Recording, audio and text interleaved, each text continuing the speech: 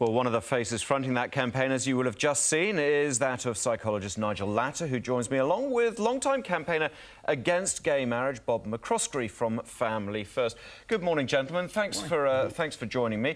Bob, first of all, the message there is very, very clear. This is about love. Oh, of course it is. It's about love, and people should be able to have loving relationships recognised. And in 2004, we changed over 150 bits of legislation to allow gay couples to have their relationship recognised. And at the time, the politicians said, look, marriage is heterosexual, it's a man and a woman, civil unions is the alternative, the legal recognition is the same, we just don't need to change the definition of marriage to bring about what those people are saying. I agree with Rachel, it's about love, nothing wrong with love. Nigel? Well, here's the thing. If you're going to take away, if you're going to say that some people in society don't have the same rights as everyone else, it's not up to them to prove why they should. It's up to the people who want to take it away as to why they shouldn't. If you're going to take people's rights away, you need to be able to say why they shouldn't have the same rights. And I haven't heard an argument that makes any kind of sense to me. Because here, when I say it's all about love, it's also about equality, and surely that's just about the decency of who we are as a human race. Oh, but equality isn't sameness, though. What is your argument then? Give Nigel your definition. I'm pretty sure equality doesn't mean the same. No, it doesn't, because man and woman have been given equality, but we haven't changed the definition of man and woman. We've kept the definition. And so all we're saying is that you can give equality to people. I mean, look, I want to be a nun, but I failed the physical. You know, definitions matter, and all we're saying is that marriage has always been a man and a woman. We've recognised civil unions. Look, couples have the right to form meaningful, loving relationships. No problem with that. All we're saying is we don't need to change the definition of marriage to do that. We've given the legal recognitions through all those bits of change of legislation. You're talking about rights. Single-sex couples feel as though they don't have the same rights at all in this situation. Well, the legislation has been changed and they have the right to be legally recognised. Look, if they want to call each other husband and husband or wife and wife, if they want to have the ceremony, they still have the right to that. But we, you know, unlike what Nigel says, we do discriminate. A 14-year-old can't get married. I can't get married again because I'm already married. Okay, so here's this argument, which is that if we let gay men and men marry, and if we let lesbian women marry, then where will it end? We'll have cats marrying their owners. No, we'll have nobody's rugby ever teams said that. No, a lot of people were saying that at the time. You know, what would stop me? I've heard you say, what would stop a man from marrying his daughter if we pass this rule? Well, if you take that line of... No, you have said, I've heard you say, hang on. We are brothers and sisters, why can't they marry? Yeah, well, OK, so if we pass the law, then brothers and sisters would be able to marry. Now, here's the problem with that. On that basis, we would have opposed women getting the vote, because people would have said, if we give women the vote, where will it end? Then we'll give 5-year-olds the vote, and we'll give budgies the vote, and we'll give cats the vote. Like, that hasn't happened. We gave men and women the vote, and the world hasn't ended. We rightly discriminate. Hang on, let's put gentlemen's rules. Let's look at this whole thing. Of equal rights not being the same.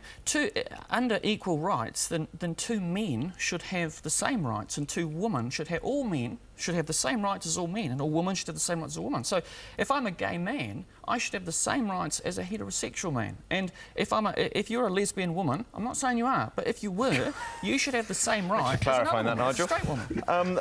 I mean, Bob, the point is that we as a democracy are having a conversation about, and if there's an overwhelming response which agrees with this, then it will be voted in. I would like to think that as a society and a civilization, these other outlandish ideas, maybe of like brothers and sisters getting married, we wouldn't ever consider.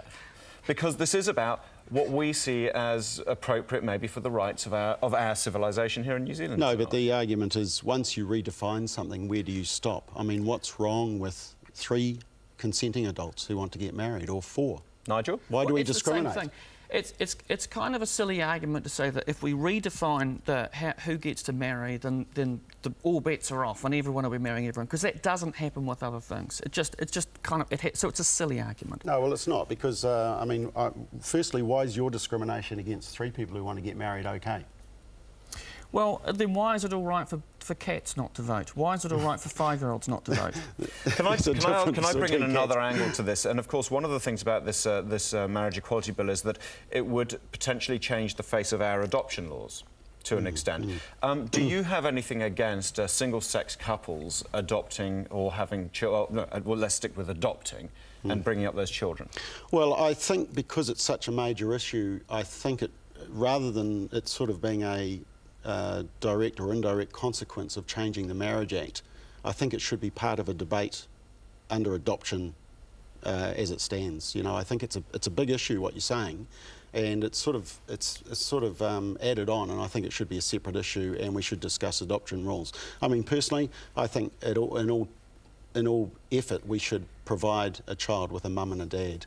And that should be our starting point. Sure, there's death, divorce, there's disaster that affects families, but I think we should start. I think a child deserves a mum and a dad, and I think the complementary nature of the sexes reflects that. In that a man and a woman can produce a child. Nigel, tell me, deserves a mum and a dad, or deserves two loving people to bring them up? I mean, well, what the science says is that what children need are good parents. A good parent is enough. Two good parents are fine. And what the research says about same-sex families, when you compare apples with apples, that they're just as good as any other families. They do just as good a job of raising their children. So well, that's debatable. That's completely debatable. Every study that Nigel would refer to has been recognised as being methodologically limited. There's limitations on the study. Every study in the history of science is methodologically limited. What I think we have to look at is what's the broader picture of what the science says, and what the broader picture says is that same-sex families are just as good at raising children as heterosexual men and a woman families. And as you pointed out, and a single parent often as well. And if we're going to say marriage is about producing children, does that mean that infertile couples can't get married? Does that mean that people who have no intention of having children shouldn't get married? No, nobody said that. But the reason the state got involved in marriage was because of the fact that when these two people came together, they had the potential to produce a child. And so we weren't interested in regulating flatmates or the fact that we might be buddies and go and have a drink together. The reason that the state got involved in marriage was because of that, the procreation and the potential for children. And we had to make sure that we protected the children. Well, again, if we go back, because what we're kind of acting like is that marriage is this thing that was invented and has remained the same. How society has defined marriage has changed throughout human history. The Spartans, they were encouraged to have a wife, to have children, but to have sex with other men, because that was their thing. In the Middle Ages, in the medieval Germany, women were basically domestic slaves. It was a business arrangement between the husband and the father. It was the English Puritans that got the church out of marriage in the 17th century. They said it's a secular institution. It's not. So we've constantly redefined how we define marriage. No, we haven't changed the definition. You're changing the way it's carried out. Well, we can argue about what definition means, but honestly, you think equality and the same isn't the same. Equality doesn't mean the same. So I think your grasp of definition. But if you start looking up definitions online and that sort of thing, then more and more you're seeing creeping in this idea that the words man and woman are not there every single time. The definitions are changing amongst the various sort of English references. Well, I don't think marriage has changed. I mean, it's being changed simply because countries are changing the law, and so basically the dictionaries start to reflect what the law says. But you go back to what originally it was created for. Over to you, Nigel. We do evolve as a society, don't we? And in every way, and what we believe is equality, what people's rights are, how we interpret language. Oh, absolutely. And we believed, for example, in the alcohol debate, we believed that if we liberalised laws and we lowered the drinking age, that we would create this mature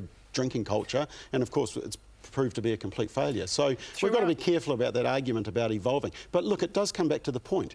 Do people who love each other deserve recognition? Yes.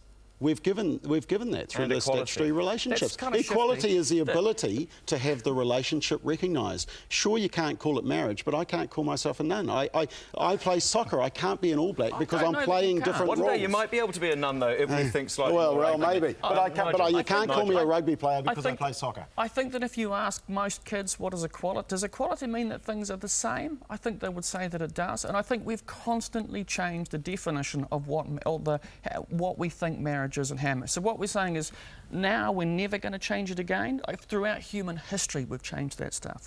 I can't see any reason why we wouldn't keep changing society. Well, if you talk about equality, though, the boys are still using the boys' toilets and the girls are still using the girls' toilets at school. So we understand sexual differences. And we understand sexual differences. That's the gay boy, the straight boy. Well, it's not. It's understanding sexual differences and the complementarity. Children do, although share the same classrooms nowadays. Guys, thank you very much indeed for coming in.